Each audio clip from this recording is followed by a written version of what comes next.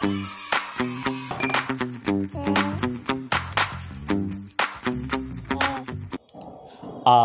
म्हणून कोणी आईस हाक मारी, ती हाक येई कानी मज होय शोककारी.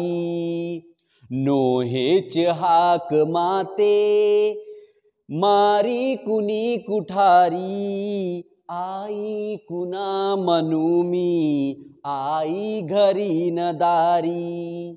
चारामुखी पिलांच्या चिमणी हळूच देई, गोठ्यात वासरांना ह्या चाटतात गाई. वात्सल्य हे बघूनी व्याकुळ जीव होई, येशील तू घराला परतून केदवागे. रुसणार मी न आता जरी बोलशील रागे, आई कुणा म्हणू मी आई घरी न दारी. स्वामी तिन्ही जगाच्या आई विना भिकारी, आई म्हणून कोणी आईस हाक मारी. या कवितेमध्ये कवी यशवंत यांनी आईचे महत्त्व अगदी सुंदर अशा शब्दामध्ये केलेलं आहे. तर विद्यार्थी मित्रांनो, आपण या व्हिडिओमध्ये बघणार आहोत वर्णनात्मक निबंध माझी आई. माझी आई या विषयावर आपल्याला ह्या मुद्द्यांच्या आधारे आपल्याला निबंध लिहायचा है. तो बच्चों, हमें माझी आई इस विषय पर हमें इन मुद्दों की सहायता से, इन पॉइंट्स की सहायता से हमें ऐसे लिखना है, निबंध लिखना है. तो चलिए फिर देखते हम हमारा निबंध माझी आई. चलिए. तर बघा, निबंध 4 ते 5 गुणांसाठी असतो आणि जे मुद्दे दिलेले असतात त्या मुद्द्यांचा आपल्याला त्या निबंधामध्ये उल्लेख करणे अनिवार्य असते आणि आपले विचार, आपले मत या मुद्द्यांच्या आधारे आपल्याला दिलेल्या विषयावर स्पष्ट करायचे असते. तो बच्चों, देखिए क्या इस निबंध को लिखने के लिए हमें कौन कौन से पॉइंट्स दिए गए हैं. तो देखिए, वर्णनात्मक निबंध विषय आहे निबंधाचा माझी आई, मेरी माँ. प्रेमळ स्वभाव म्हणजे पहिला मुद्दा, प्रेमळ स्वभाव मतलब प्यार से भरा हुआ स्वभाव. आई ही दैवत, तो आई क्या है, एक देवता है. आईमुळे चांगले संस्कार और आई की वजह से, माँ की वजह से बच्चों में अच्छे संस्कार आते हैं. कष्टाळू, आई कैसी होती है, आई कष्टाळू होती है, मेहनती होती है. आणि शेवटला मुद्दा आहे अडचणीला तोंड देणारी. आणि आई आपल्या मुलांसाठी प्रत्येक अडचणीला, अडचणी बोले तो ऑब्स्टैकल्स, तकलीफें, दुख, इन सबका सामना करती है. तर अशा प्रकारे या 5 मुद्द्यांच्या आधारे आपल्याला असं निबंध लिहायचं आहे. तो देखिए बच्चों, जब भी हम निबंध लिखेंगे तो हमें न्यू पेज का इस्तेमाल करना है. न्यू पेज से ऐसे लिखना है विथ पैराग्राफ्स.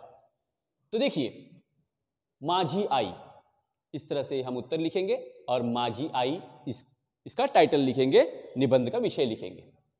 माझी आई या शब्दातच किती गोडवा आहे ना. माझी आई या शब्दातच भावुकता, आत्मीयता निर्माण होते. आई म्हणजे आपल्या आयुष्यातील एक महत्त्वाची व्यक्ती असते. लहानपणापासून बाळाला सगळ्यात प्रिय आपली आई असते. माझी आई या शब्दातच किती गोडवा है ना. तो देखिए, माझी आई इस शब्द में ही कितना गोडवा है, कितनी मिठास है. माझी आई या शब्दातच भावुकता, इस शब्द में ही, आई इस शब्द में ही कितनी भावुकता है, कितना इमोशन है, कितनी फीलिंग है. आत्मीयता आहे, आत्मीयता बोले तो लगाव है, निर्माण होते. आई म्हणजे आपल्या आयुष्यातील एक महत्त्वाची व्यक्ती असते. और आई हमारे सबकी जीवन की एक महत्त्वपूर्ण व्यक्ती होती है, एक महत्त्वपूर्ण इंसान होती आहे.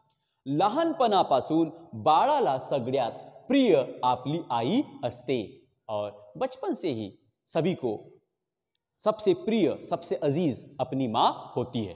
पुढं, आईचा स्वभाव प्रेमळ आणि जीवलग असतो.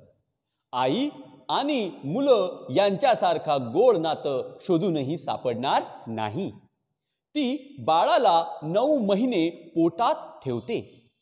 ती आपल्या बाळांवर अपार प्रेम करते. बाळाच्या हितासाठी ती कुणालाही सामोरे जाण्यास सदैव तयार असते. तो अब देख ले, समझ लेते हैं हम. आईचा स्वभाव प्रेमळ आणि जीवलग असतो. आई का स्वभाव, आई का नेचर, आई का बिहेवियर कैसा रहता है?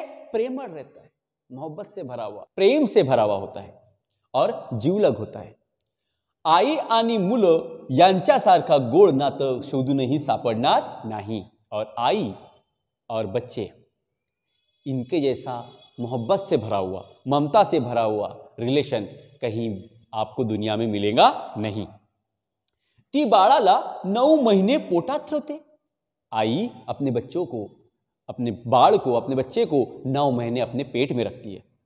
ती आपल्या बाळावर अपार प्रेम करते और वो अपने बच्चे पे अपार प्रेम करती है, बहुत ज्यादा मोहब्बत करती है.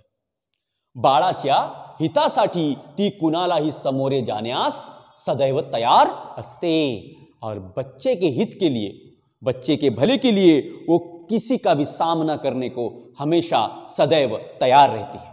पुढे बघा और देखिए, हर पैराग्राफ में इन मुद्दों की मदद से हमें स्टार्ट करना है. आई ही एक दैवतच आहे. आई म्हणजे स्वर्ग असे इस्लाम धर्मात स्पष्ट उल्लेखलेले आहे. आई पुढे स्वर्गाचेही महात्म्य कमी पडते. कवी मोरोपंत आईचे महात्म्य सांगताना म्हणतात की इतरांनी कितीही प्रेम केले, माया केली तरी तेही कमी ठरतात, तसे आईचे नसते. तिची माया कधी आटत नाही, अगदी आपल्या कुपुत्रलाही ती दूर करत नाही. चलिए समझ लेते हैं. आई ही एक दैवतच आहे. तो यहां पे कहा गया है कि आई एक दैवत है, एक देवतुल्य है. आई म्हणजे स्वर्ग असे इस्लाम धर्मात स्पष्ट उल्लेखलेले आहे.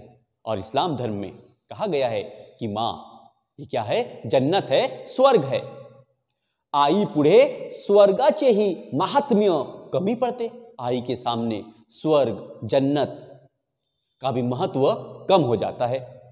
कवी मोरोपंत आईचे महात्म्य सांगताना म्हणतात की, कवी मोरोपंत आई की महत्वता, आई की महानता का वर्णन करते हुए कहते हैं, क्या कहते हैं?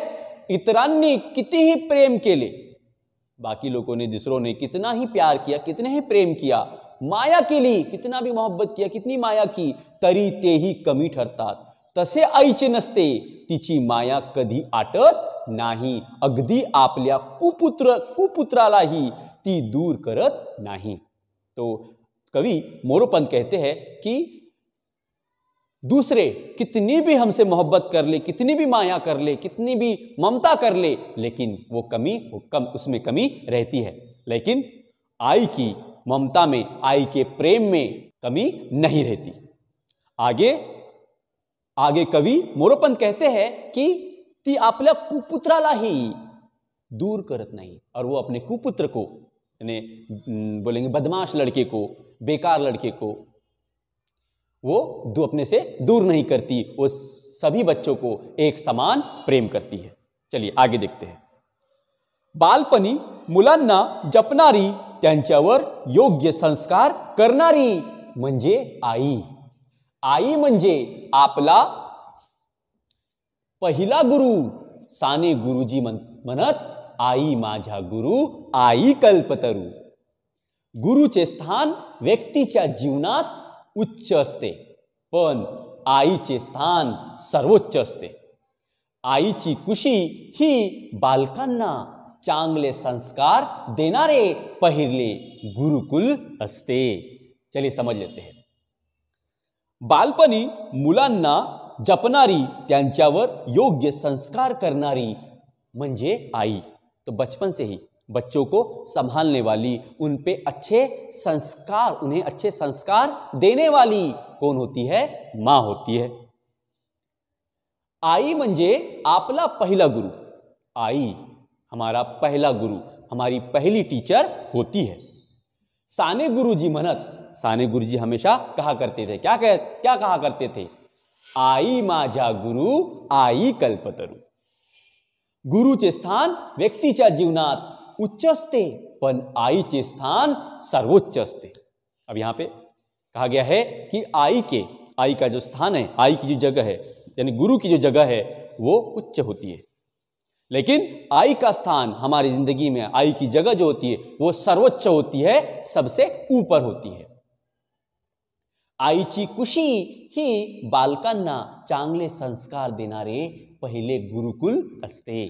और आईची कुशी मतलब गोद, आई की गोद, माँ की गोद, ये बच्चों को अच्छे संस्कार देने वाला पहला गुरुकुल होता है, पहली स्कूल होती है। पुढं आणि आता शेवटलं उतारा।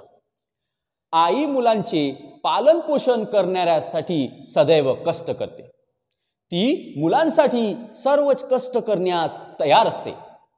मुलाबाळांसाठी कोणत्याही अडचणीला तोंड देण्यासाठी ती सदैव तत्पर असते।